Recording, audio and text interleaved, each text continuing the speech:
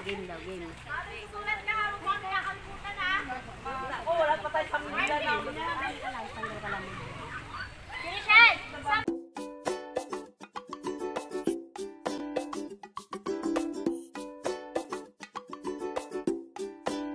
So ayan na nga mga katuna, huling hirit sa tag-init, flexing again and again and again ng Baloti Island na matatagpuan lamang dito sa Real, Quezon Province. Ayan mga katuna, super ganda. Kung ikaw ay nalulungkot, nalulumbay at punong-puno ng problema, dito ka pumunta mga katuna. At kung ikaw naman ay tumakas sa iyong pagkakautang, dito ka rin pumunta mga katuna. At kung ikaw naman ay gustong magkaanak, abay, dito ka pumunta pero magsama ka ng jowa mo. Dahil napakaganda talaga mga katuna. At bago tayo umuwi mga katuna, abay tayo'y tumikim. Yung patigimin naman natin yung balat natin ng vitamin C together with my beautiful daughter. I love you so much.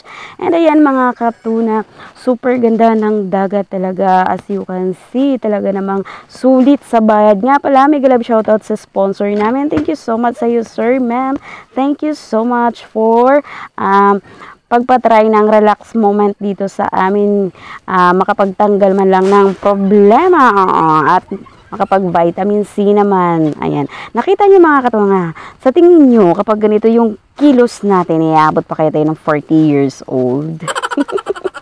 Fast forward tayo mga katuna. And alam niyo mga katuna, masasabi ko lang dito sa outing namin ay talagang wow na wow. Bakit? Solong-solo namin mga katuna yung Duyan Resort dito sa Baloti Island. Matatagpuan lamang sa Real, Quezon Province. Tingnan niyo naman mga katuna, yung weather ay sumasabay sa aming kasiyahan at kagalakan ng aming puso. Ayan, thank you so much talaga sa sponsor. Ayan, marami kang makikitang mga nagfi-fishing mga katuna while swimming o while hinigop-higop yung dagat. Ayan, at talaga naman mga katuna, nag-i-enjoy yung mga kasama ko dito, hindi lang sa dagat at sa ganda ng Duyan Resort, kundi yung katahimikan. Ayan, nanunuot sa aming isipan na parang may anghel na dumadaan mga katuna. Hindi yan angheliste. Barko. Barko, may mga barkong dumadaan mga katuna kasi kumbaga tawidan siya from island to island. Hindi ko alam kung anong kabilang isla yon, basta tawidan siya kasi may mga roro akong nakikita. May mga roro din kayong makikita mga katuna na talaga nang pumapasada o sumisilay sa aming mga kagandahan. Charos. Ayan mga katuna. And talagang kung recommendable ko itong Duyan Resort kung talagang pang family outing, get together, team building. Ayan, walang iba kundi pumunta na sa Duyan Resort mga katuna. At kung pagkain naman mga katuna ang pag-uusapan, ay naku, talaga namang masasabi mong lasang dagat. Kasi nga mga katuna, fresh from the sea yung lahat ng kinakain natin mga katuna. Kailangan lang talaga mga katuna kapag pumunta ka sa ganitong mga lugar, makapal ang iyong wallet dahil pagkatapos dyan uuwing manipis ang iyong wallet. So ayun na nga mga katuna, nabusog na ang aking tiyan. Este yung aking skin mga katuna, kaya tayo umahon na at magbihis at makauwi na mga katuna. And mega love shout out sa mga show ko dyan na panandalian ko kaday. Thank you so much. Harap ng dagat. Let's go sa go. Living la vida loca.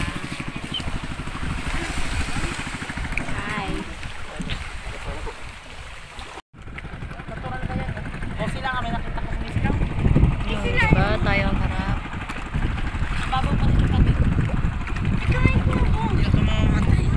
Gusto mo mamamatay ang kanya. Pati! Wag na. Tatalon-kulot ha. Sabi ni Kulot, let me see, mommy.